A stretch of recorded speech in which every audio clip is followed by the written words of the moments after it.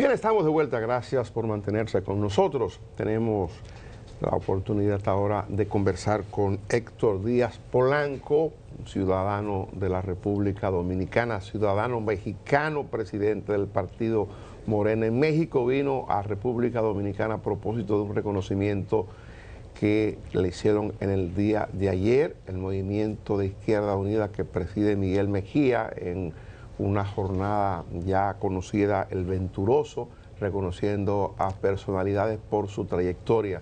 Y vino al país a propósito del premio y está aquí en este momento. Buenos días, bienvenido. Buenos días, muchas gracias por la invitación. Mire, don Héctor, cuéntenos de usted, porque mucha gente que le ve en pantallas o le escucha en la radio ahora estará preguntándose, presidente del partido Morena en la Ciudad de México, un hombre que está en el poder en México, ¿cómo sale de República Dominicana y ha tenido la oportunidad de estar en esa posición? Bueno, es una trayectoria larga de varios años. A principios de los años 70 la situación en Santo Domingo era bien complicada, la situación política. Había muchos asesinatos de opositores, como recordamos, etc. Así que yo tomé la decisión de salir del país para poder resguardar mi vida, porque las condiciones eran muy difíciles. Yo me dedicaba, por cierto, al periodismo en aquella época. ¿Dónde llegó a ejercer? Sobre todo en radio comercial, que era la radio comercial que más se escuchaba, tenía cadena nacional en aquella época. Claro. Yo escribía los editoriales y los comentarios que se transmitían ahí sobre la situación del país. Eso fue lo que me hizo entrar en contradicción con el gobierno de Balaguer, por cierto. Sí. Así que fui a Europa a estudiar antropología y luego pasé a estudiar un posgrado en México. México es un país muy interesante, muy atractivo y atrapante, así que si te descuidas, ahí te quedas. Y eso fue lo que en efecto me pasó. Así que hice ahí vida académica, soy autor de libros, de más 2 decenas de libros, etcétera.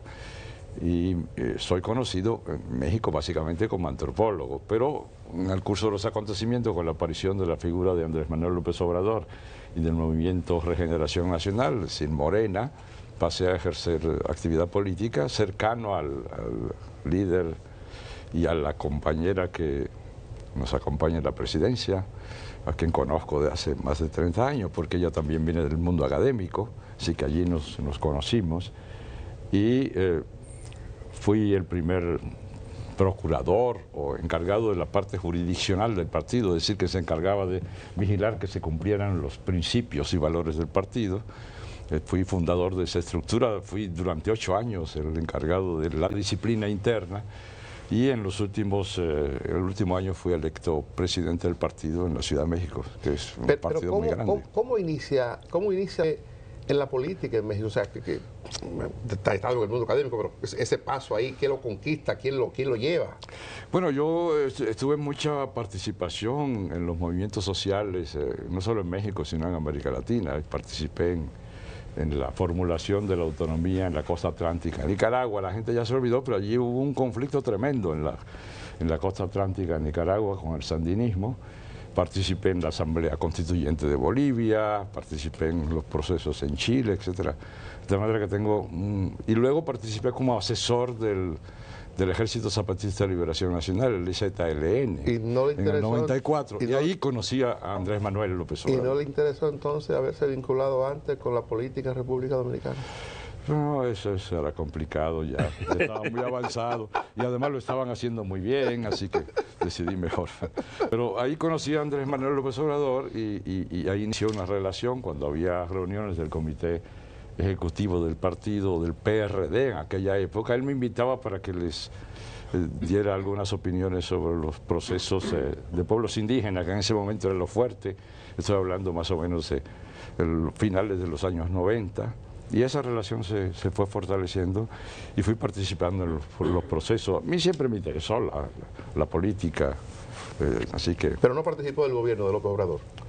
No, en el gobierno de López Obrador no. Yo no, rehuyo los cargos administrativos, etcétera. Prefiero utilizar mis tiempos en otras cosas, en escribir libros como este que se les regalo. Ah, gracias. Este es el tiempo en antropología e historia. Interesante. ¿Él nunca Gracias. mantuvo vínculos con la política dominicana, con la izquierda, los grupos sociales de la República Dominicana? Bueno, tengo relación con los dirigentes, mantengo una relación cordial, intercambiamos. A mí me interesa mucho lo que pasa en República Dominicana, es un país muy, muy importante a mi juicio, sobre todo a escala regional. De aquí han salido procesos muy, muy importantes en las últimas décadas. De tal manera que sí, me intereso en la política, pero desde lejos, digamos. Okay. Su presencia ahora aquí se debe al acto donde ayer usted fue reconocido por el Movimiento Izquierda Unida. Así es. El Movimiento Izquierda Unida tiene vínculos con Morena, ¿correcto? Bueno, no vínculos orgánicos, pero sí nos conocemos de la época de la acción política mía, también acá. ¿Y conocía a Miguel Mejía? ¿Sí lo conocía de...? Sí, no somos, digamos, correligionarios. No, porque Miguel tiene muchos vínculos con esos pero grupos. los conozco, sí. Con esos mismos sectores que usted mencionaba en la región. O sea, Miguel es una persona que también ha tenido esa visión geopolítica de la izquierda en la región. Así es, así es. Sí he participado en las actividades políticas de varios de los procesos que surgieron en el llamado ciclo progresista de América Latina a principios del siglo y vinculado... El socialismo del siglo XXI. Sí, así es, así es. Sí, sí. Don Héctor, ¿cómo aborda usted el asunto de la crisis política en Venezuela? Bueno, yo creo que no es una crisis solo de Venezuela, es una crisis del Caribe, la región, es una de las crisis más... Yo no recuerdo una crisis de este tamaño y con las posibilidades de provocar efectos que podemos lamentar o celebrar, según el caso, según tenga su desenlace, pero es una situación sumamente grave y preocupante.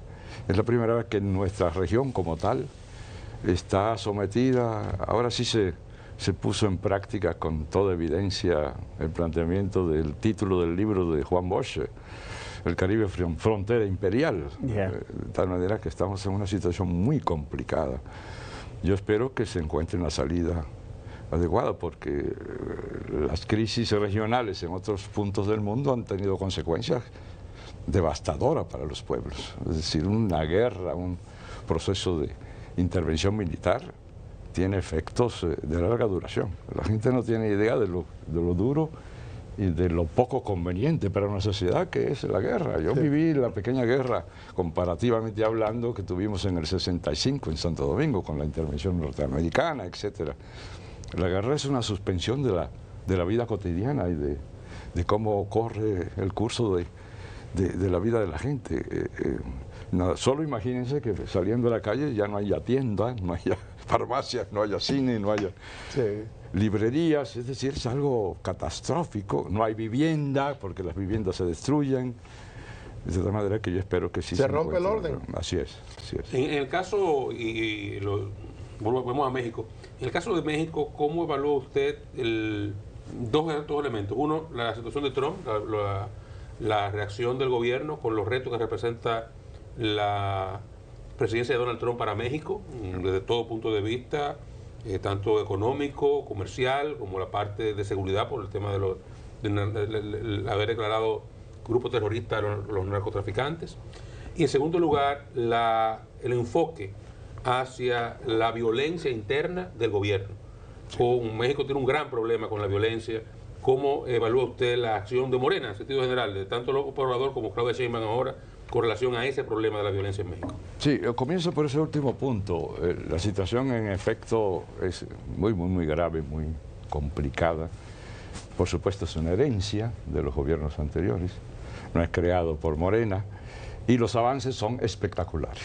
Es decir, no son datos imaginarios, sino los informes de todas las fiscalías de todos los estados de la República. Como sabemos, México es un país federal que informan a la Procuraduría Central y al sistema de seguridad cómo está la situación. Y en todos los terrenos llamados delitos de alto impacto, que se llaman, por supuesto en primer lugar el homicidio, han tenido disminuciones espectaculares, incluso de más del 50%, en solo el año que lleva la presidencia Claudia Sheinbaum.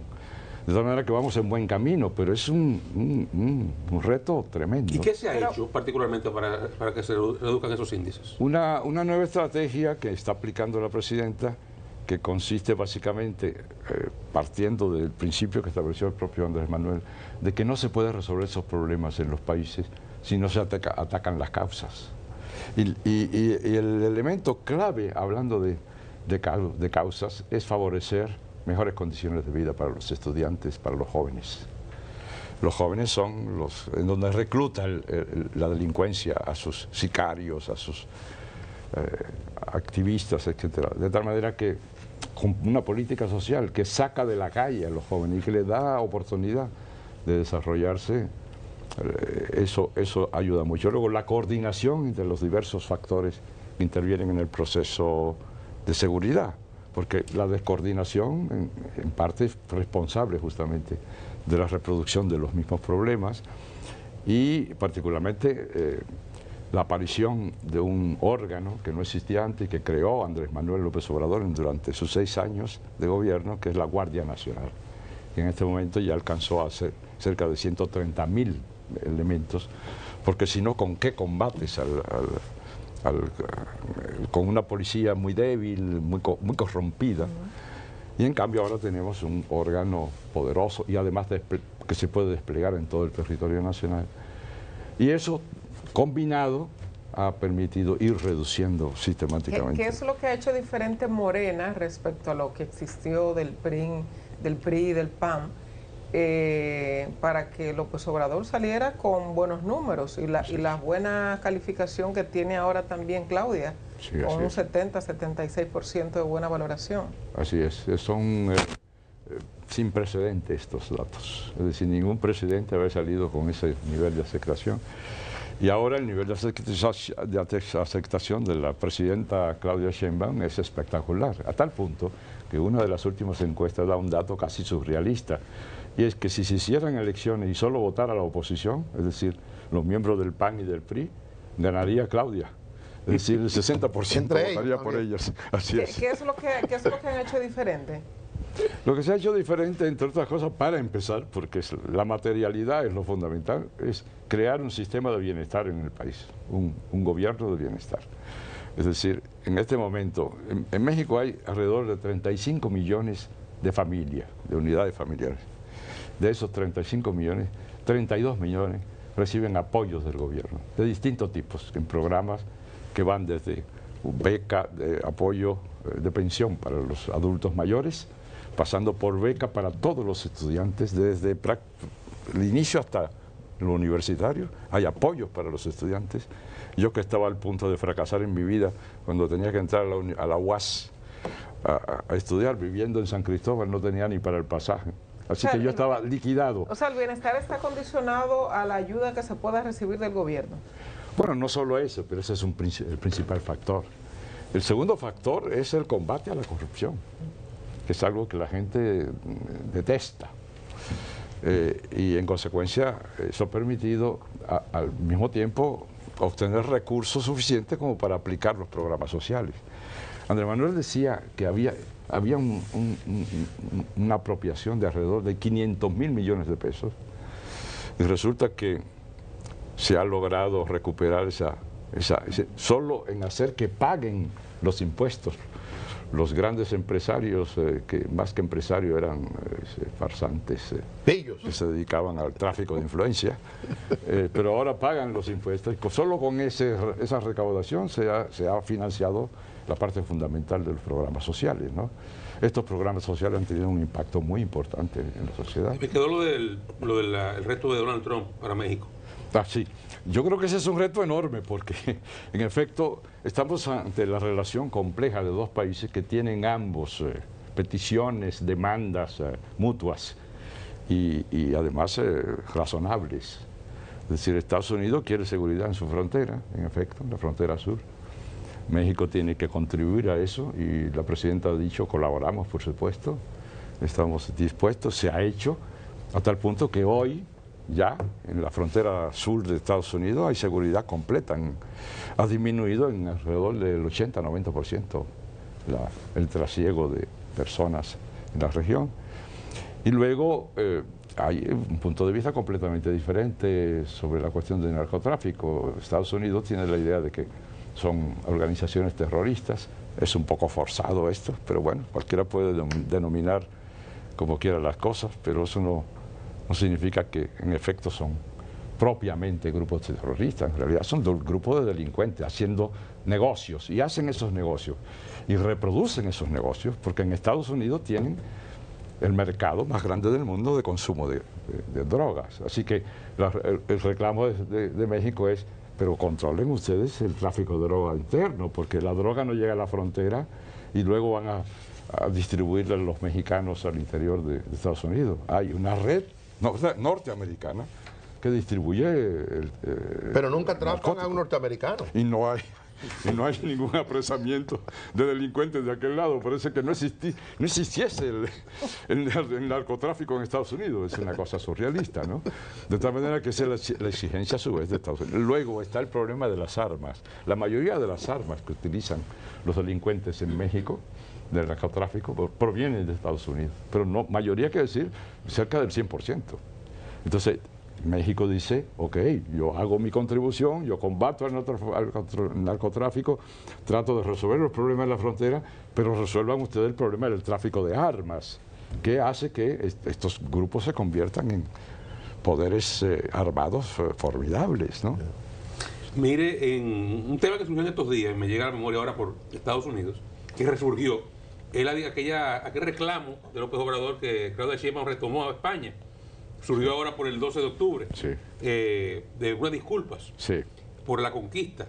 Sí. Y yo cada vez que he visto eso me he preguntado, y le pregunto a usted, Sí. ¿por qué se reclama España y no Estados Unidos, que le quitó 2/3 partes de su territorio en una de las guerras más injustas de la historia? Bueno, y nunca le han pedido ustedes, los mexicanos, a España, perdón, ese reclamo a Estados Unidos de que se disculpe por esa atrocidad. Nunca no es una buena descripción. Bueno, ningún presidente. Se ha reclamado y se sigue reclamando. Ningún presidente lo ha hecho. Lo que tenemos que hacer es analizar la cuestión de España, a la que se les reclama también. Yo creo que España cometió un error fatal, sobre todo la corona española, porque perdió la más formidable oportunidad de hacer un llegue estupendo a este tema. Es una herida abierta. Ahora, ¿qué dijo López Obrador, el gobierno mexicano? No dijo: España, tú pide perdón. Lo que dijo el gobierno mexicano fue otra cosa. Aprovechemos y los dos gobiernos pidamos perdón a quienes haya que pedir perdón, a los pueblos indígenas, etc. Y el gobierno mexicano pidió perdón, porque le corresponde, en relación con los pueblos indígenas, una culpa propia, una vez que se convirtió en Estado-nación, en sociedad independiente. Entonces el gobierno pide perdón a los indígenas, no está diciendo a España: tú pide perdón porque eres la única culpable.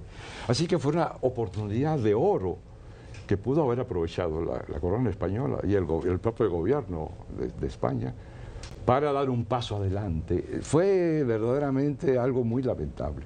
En lugar de hacer eso, tanto el gobierno, pero sobre todo la corona, no solo nos respondieron a la carta muy amable, muy comedida que envió el presidente Andrés Manuel López Obrador, sino que aprovecharon para filtrar las partes que podían ser escarnecidas como escarnio para el presidente y para México. Así que fue un manejo absolutamente inadecuado por parte de España del asunto. No comprendieron el sentido de lo que se estaba proponiendo y usaron métodos inadecuados, no solo en términos diplomáticos, sino de mera cortesía. Así que tache para el gobierno de España en este caso. Creo que se equivocaron. ¿Y los Estados Unidos? Estados Unidos es un culpable histórico y lo será hasta los fines del mundo, habernos quitado parte de nuestro territorio. 2/3 partes nada más. No, un poco más de la mitad. De la mitad. Sí. Don Héctor, entonces usted tampoco ahora tiene ninguna posición en el gobierno. No, yo estoy en el partido. Yo soy el presidente de... No en el gobierno. No en el gobierno, no en el gobierno. Pero bueno, tengo muy buena relación con la presidenta, la conozco hace tiempo, y con los compañeros que están en el gobierno. En realidad es un movimiento, mire, es el movimiento de regeneración. Antes de que se nos vaya, quisiera un análisis breve suyo sobre el fortalecimiento o debilidad del sistema de partido político en América. ¿Cómo lo ve? Yo creo que ese es uno de los grandes problemas que tenemos en América Latina. De hecho, incluso después de haber conquistado la victoria política en varios casos que se pueden analizar con precisión, caso de Ecuador, el caso de Bolivia, etcétera, se descuidó esta vertiente, la vertiente del partido político. Nosotros concebimos a Morena no como un partido político propiamente dicho, sino lo que llamamos un partido movimiento, que es algo diferente. Es decir, es una formulación organizativa en términos políticos que busca articular permanentemente el trabajo del partido con el trabajo de los diversos sectores populares, incorporando casi siempre... Que no deja de ser una revelación de la debilidad del sistema de partidos. Así es, muchos de los descalabros que tenemos en América Latina derivan de eso. En primer lugar, una especie de separación entre partido y Estado o gobierno.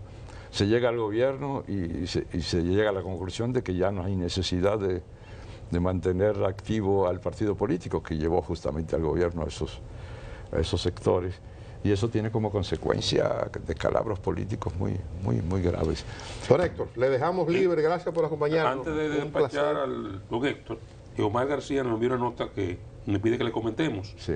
que en México hubo un presidente de origen dominicano, Emilio Portes Gil, nacido en La Vega, Sí, así es. y que fue designado por el Congreso Nacional Mexicano cuando mataron al presidente electo Álvaro Obregón, Así es, sí. Eso un es, presidente de origen eso. dominicano. Hay una relación histórica entre México y República Dominicana muy interesante, no solo en ese aspecto, sino en muchos otros.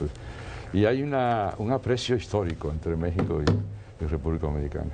Y yo creo que es mutuo. Qué bueno. Gracias, Héctor Díaz Polanco, por acompañarnos. Nos vamos a publicidad. Regresamos en breve.